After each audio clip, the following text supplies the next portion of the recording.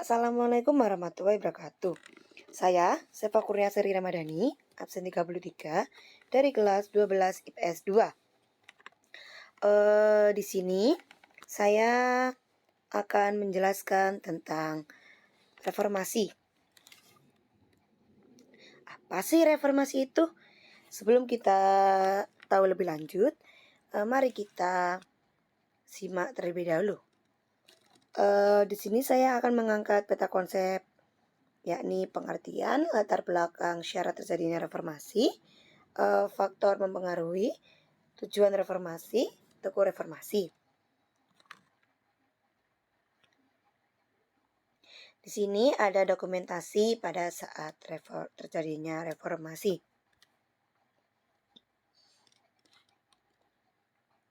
Selanjutnya di sini ada pengertian.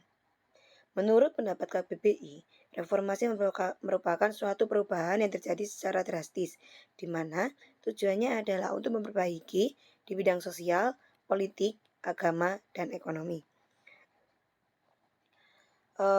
Dalam suatu masyarakat atau negara. Reformasi merupakan di sini ada pengertian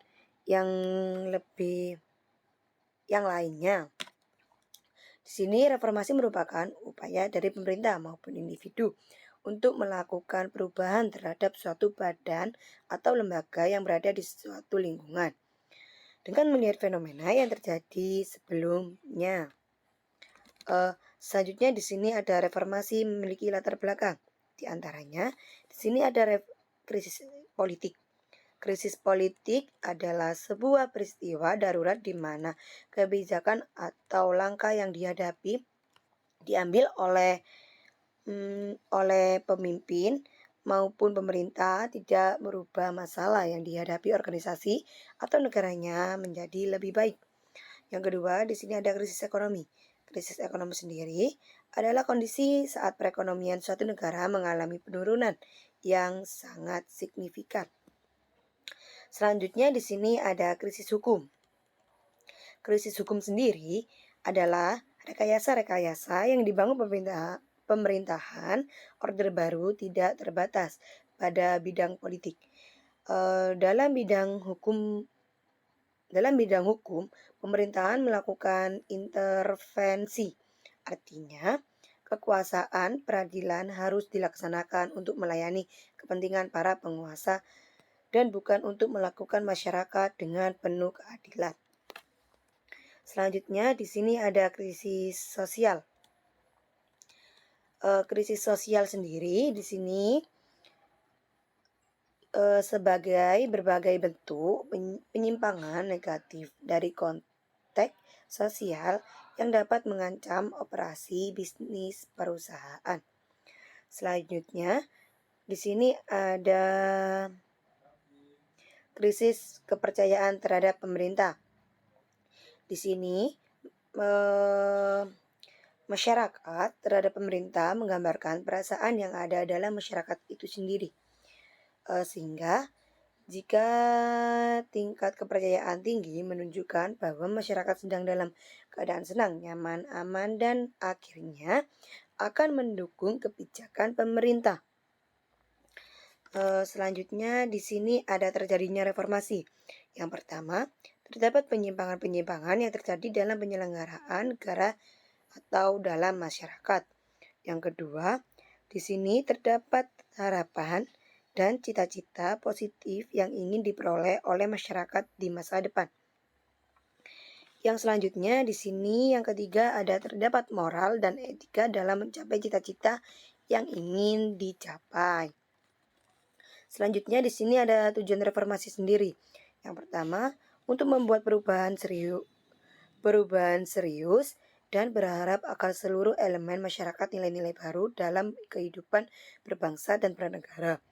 Yang kedua, untuk melakukan penataan kembali terhadap seluruh struktur kenegaraan termasuk konstitusi dan perundang-undangan yang selama ini menyimpang dari arah perjuangan dan cita-cita masyarakat dan negara. Yang ketiga, Untuk memperbaiki setiap bidang kehidupan masyarakat dan bernegara mencakup bidang politik, ekonomi, sosial budaya, pertahanan, dan keamanan. Yang keempat, di sini ada mengubah atau menghilangkan kebiasaan ataupun cara-cara hidup yang tidak sesuai dengan semangat reformasi, seperti tingkah laku KKN, sikap otoriter, penyimpangan, dan penyelewengan.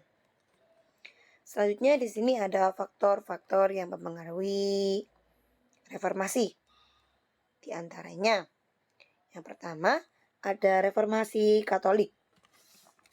Reformasi Katolik adalah periode kebangkitan Katolik yang diawali sebagai tanggapan terhadap reformasi Protestan, bermula dari Konsili Trento pada tahun 1545 sampai 1563 dan berakhir pada penutupan perang 30 tahun yang pada tahun 1648. Selanjutnya di sini ada reformasi Protestan.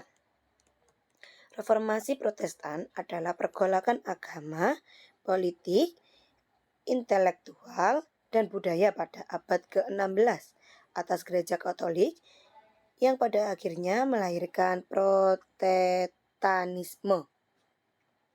Yakni gerakan ini dipelopori oleh Martin Luther yang kemudian diikuti oleh John Calvin dan serta kedua kawannya. Selanjutnya di sini ada Reformasi Indonesia. Reformasi Indonesia ini dimulai pada tahun 1998, tepatnya saat kejatuhan Soeharto. Presiden Soeharto mengundurkan diri pada 21 Mei 1998 dan digantikan oleh wakil presiden saat itu yakni B.J. Habibie. Periode ini didirikan oleh lingkungan sosial politik yang lebih terbuka. Selanjutnya di sini ada tokoh-tokoh reformasi, yakni ada B.J. Habibie, Gus Dur, Megawati, Amin Rais, Akbar Tanjung. Selanjutnya di sini ada contoh-contoh soal reformasi ya teman-teman. Di sini bisa dilihat sendiri ya.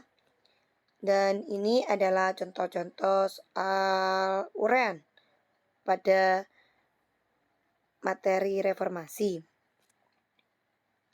Kesimpulannya yakni reformasi merupakan suatu perubahan tantangan negara yang memiliki berbagai syarat, faktor-faktor yang mempengaruhi, dan beberapa tujuan. Sekian dari saya pamit undur diri. Wassalamualaikum warahmatullahi wabarakatuh.